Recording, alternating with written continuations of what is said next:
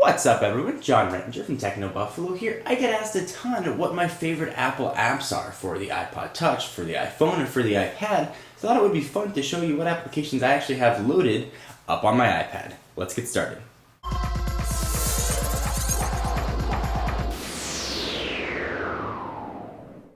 Alright, so the apps that I use on my iPad, I sort of have them in order from what I use the most. YouTube, certainly the built-in app. I do actually a lot of YouTube video watching. Before I go to bed, usually I'll catch up on what my subscriptions have been doing, what people I like to watch. I'll catch up on their videos. Calculator, certainly the iPad needed one, so I do a lot of calculations. So iPad, Photos is pretty stock, Notes, App Store. Bloomberg for keeping track of my stock portfolio. Netflix, of course, for watching some movies and TV shows on the go. It's actually a great app if you haven't checked it out. Really worth it. You can get even the smallest Netflix subscription, which I believe is about 12 or 13 bucks. You can access a ton of movies ready to go on demand. It's kind of neat. Pages for doing word processing. For those of you guys that know, I am in graduate school, so I sometimes take my iPad with me to take notes, and having Pages makes it a lot easier. When I get Word documents back, I can open them up in Pages and do some editing. A lot more text editing capabilities than I can in just Notes application. And sort of with that theme of school, Numbers and Keynote, sort of Apple's iWork answer to Excel and PowerPoint. So you can open Excel and PowerPoint documents, edit them. I did an overview video showing how these things worked, but they are very helpful. My favorite application that I used all the time while I was on my vacation is Ibooks. Great for reading books. Certainly it comes free with the iPad. You got to give it a download.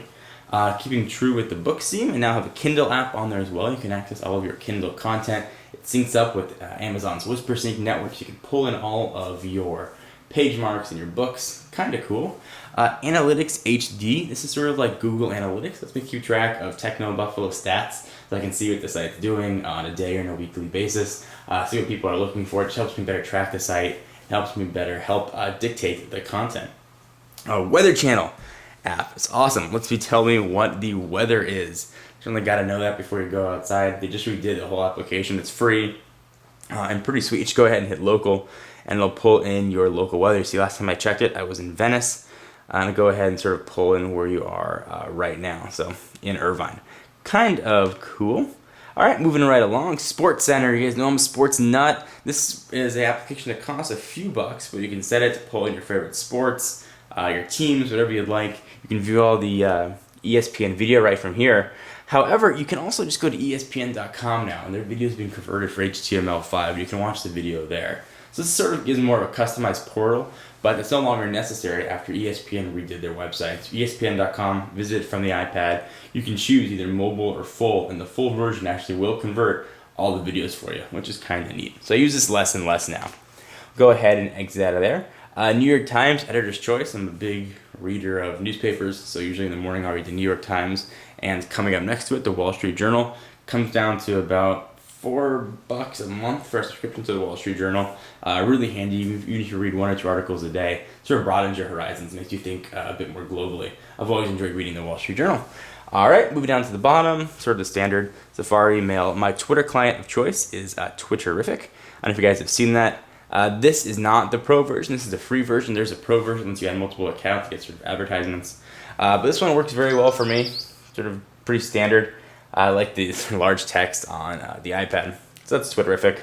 Settings and calendar. I do all my calendaring and stuff too on the iPad.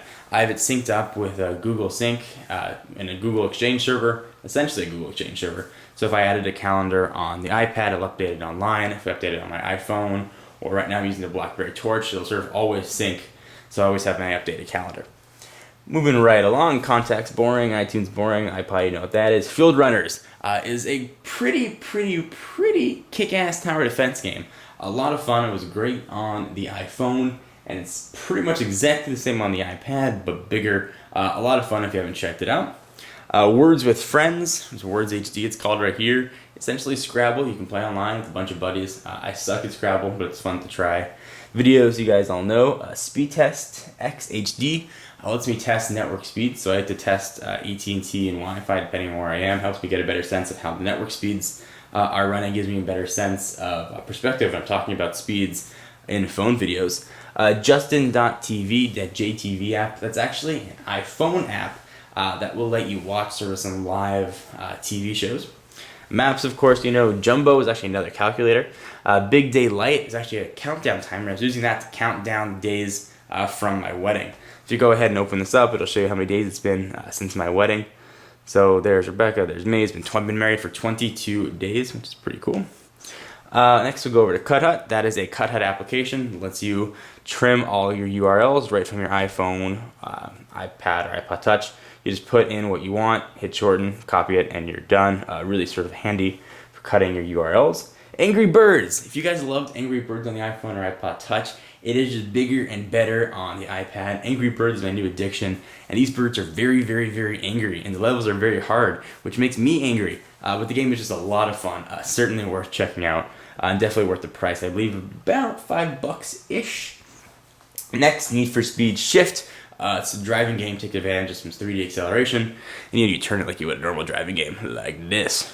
All right, let's go ahead and keep on moving. Star Wars Battles for Hoth. It is a, you can see there's a theme here. It's another tower defense game that takes place in the Star Wars universe, and I'm really showing my geekness here by all of my games. ABC Player lets you watch some of the ABC content for those of you outside of the US. ABC is a TV network. You can watch some of their shows. They had Lost, for example, and a few other great shows. Cloud Browse, I haven't really used since I first demonstrated it, but essentially what it does is it virtualizes or pulls in another computer's web browser, and that computer is capable of watching Flash content. So technically you can get Flash content on the iPad. You can check out the video I did on Cloud Browse. It doesn't work very well, it's kind of slow, but technically it's possible. Nook, another way to get this is Barnes & Noble's content right onto the iPad, another way to read books. Goodreader, I think, is a must have on the iPad, or I believe it's on the iPhone as well. Helps you open up a ton of different content that you might have trouble with. Sometimes PDFs get a little weird. Word documents and Excel, things like that sometimes don't always open very well. Goodreader just makes that a lot easier. It's about 99 cents, totally worth it. IM Plus, this is the light version, so it's free. It lets me just use instant messaging clients, AIM, Google Talk, I think Yahoo, and a few other ones in there as well. Keep it moving. Hulu Plus, I did get a trial of Hulu Plus, so I've got that to check out. You guys hopefully saw my video of Flipboard, which is awesome. It sort of aggregates all of your content from your social networking feeds and your RSS and puts them into a really cool looking magazine type thing. It's something that I did a full video on. It's just really kind of neat. You go ahead and sort of see what people are doing. So in your Facebook, Twitter, I've got inside Flipboard, so I've got some technology. I can sort of see what people are looking at in Twitter. If people have posted a link to something in Twitter, it shows up. That whole link will show up as a magazine page. You go ahead and open it up here. You can see that someone shared a AT&T article. You can go through and sort of see all the cool stuff that my friends and followers have shared on Twitter. We'll go ahead and back out of that. Facebook, that is actually the iPhone Facebook application, so you got to zoom in. I don't use it very often other than just for uploading pictures. Usually if I want to use Facebook on the iPad, I'll just use the Facebook website, which is pretty good on the iPad. World Clock, this is when I was traveling. I started to get really confused with what time it was, so it tells me what time it is in all different time zones in the world. This one I hope you guys know, Pvz Hd Plants vs. Zombies, which is my first gaming love. I fell in love with Plants vs. Zombies and played that probably more than I should have for a long period of time. Awesome game. If you haven't checked it out, Plants vs. Zombies, totally worth the download. They have it, I believe, on the iPads at the Apple stores and probably at Best Buys as well. So if you have one near you and you want to check it out, check out Plants vs. Zombies. Totally awesome.